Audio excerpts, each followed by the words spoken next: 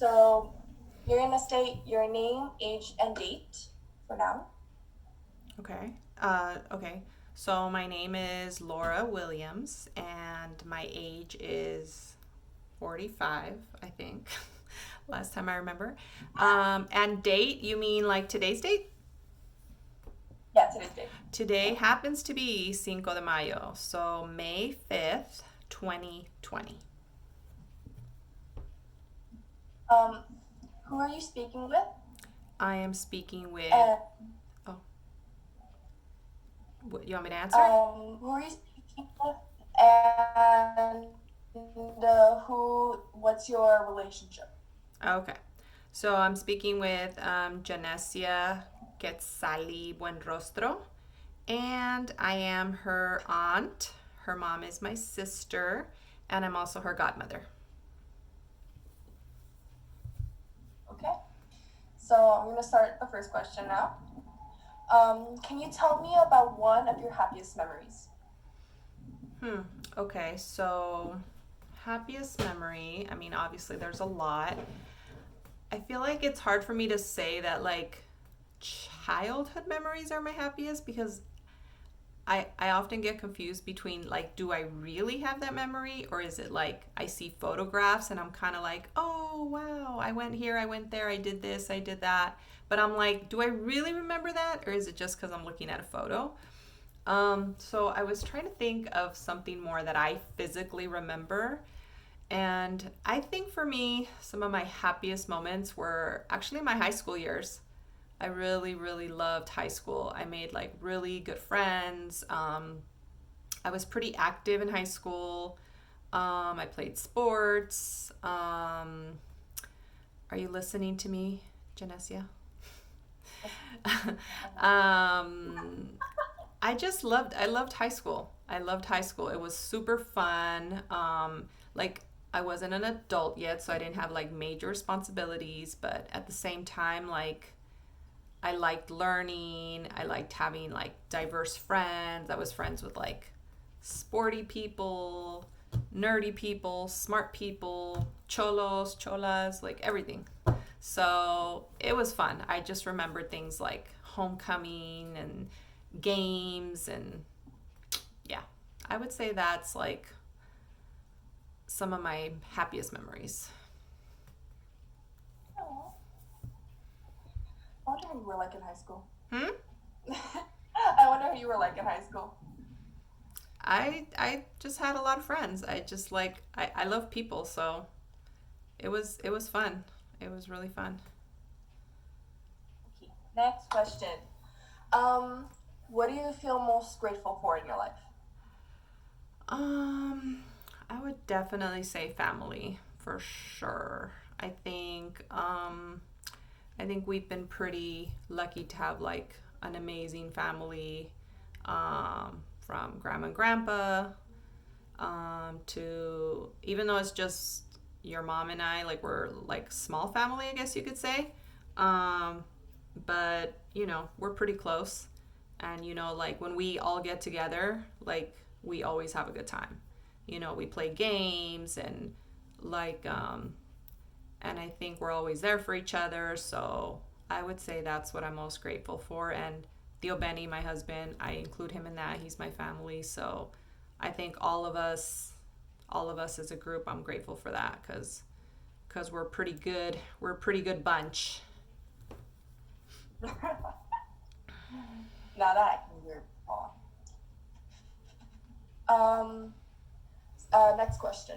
What is your favorite memory of me? Hmm.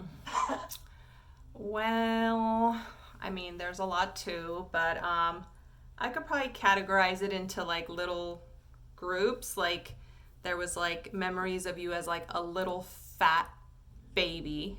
Like you look like a little fat sumo wrestler.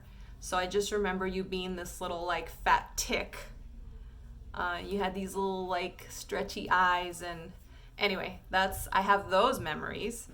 And then I have memories of like when you were a toddler, like 2, 3, because I always had summers off. Like I would take you. You obviously do not remember this, but I would take you to mommy and me swim classes because mom couldn't take you, so I would take you.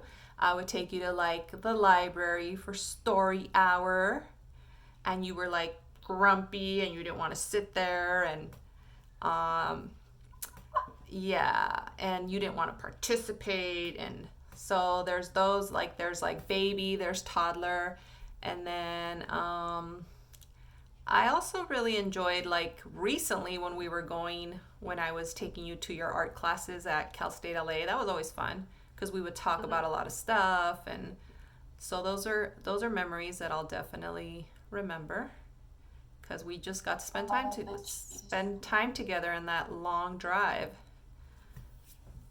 Oh, okay. Next question. What are your hopes for me? And then another part to the question is, and for my children, my future children as well. Wow. Okay. Well, my hopes for you would be that you do whatever makes you happy, because I think that's like really important that people do whatever makes them happy. You don't want to be doing something as an adult. As it is, being an adult is not always easy. And it's a lot, it's stressful, but I think if on top of it you're not doing what you love, it just makes life not as fulfilling. So I would want you to be doing what you love. I think you're a creative person, so I think if you were doing something like that, that would make me happy. It would make me happy to know that you're financially in a good place for yourself, that you've learned to create responsible, wealth for yourself. And for your kids, I would say my hope for them would be kind of similar, doing what they love, and like I said, being financially stable. And I think for your kids, I would say, what was the question? Your hope, or what was it? Their hopes for them. Oh, hopes. Yeah. So my hopes for the future kids, like your kids, let's say, would also be, I think it's very important that they remember where they come from, because our heritage, our ancestry, we're Mexican, and I think like, mom and I were born here, so that's already one generation away from our culture, and then you guys are born here. So luckily you mom and dad have made sure that you guys maintain your culture with music, with family, with language. And but then like when you have your kids, they could start to lose that. So it's important that they try to maintain a lot of their culture, and never forget where they come from. It's like you may be born here, your parents were born here, but you're Mexican. Your family, your ancestors, your blood, your culture, your language, you are, yeah, that's where we come from, and never forget that. Wee, wee, wee, wee. Okay. Next question. For future generations of your family, listen to this years from now, is there any wisdom you want to pass on to them? And what would you want them to know? For who? For future? For future family listening. Um, so again, kind of just going back to, again, don't forget where you come from. Like we come from humble beginnings. Like, grandma and grandpa came to this, your grandma and grandpa, when I say that, not mine, but my parents, came to this country, looking for a better opportunity. And they did find that, and so, I would just want our future, descendants to really know that they come from humble people, that they always be empathetic to others that are not always accepted, especially in this country where, there's a lot of social divide, and there's a lot of people that there's like the haves and the have-nots, and it's like, it's important that, to me, that anyone that comes from my family is always aware of where they came from, and is is understanding of new people coming to this country and their struggles and their and just being a socially conscious person, just being aware of injustice in this country, of not being afraid to speak up when you see something that's not right, and that you're willing to be part of the change and not part of the problem. So to me, that would be what I would want for you guys, you, your sisters, and then whoever else. You know, not just because, well, we're here, we made it, you know, we're good. It's like, you know, we were those people once. We were people that were new to this country. Our, you know, grandma and grandpa were, and I'm sure they were not always seen with, you know, with good eyes. So. Okay, last question. Is there someone you can't see right now who you really wish you could? Oh my God. Did I remember to think about this? Oh, well, yeah. Do you mean because of like what's happening with coronavirus and being quarantined? Okay. So this is a quarantine question. Okay. So, I mean, yeah, for sure. I think right now it's baby Luca. It's our little I know. It's our little guy and our little baby in the family. He's gonna be 1 this month, Janessia. He's gonna be 1 on the 22nd. I know. And we're literally missing like the most important, like, you know, milestones of his life. Like he's starting to walk, you know, he's getting his little teeth, and he's talking. The other day he FaceTime with me and they asked him what color the walls were and he said, "Green, green." Oh. So, I mean, I miss seeing you guys too, obviously, and you guys ignore me, don't pay attention to me. But Luca's just so much cuter. And he's had our moments. I just miss, I mean, I still see, you know, grandma, grandpa a little bit, but like not seeing baby Luca is like, that's not cool.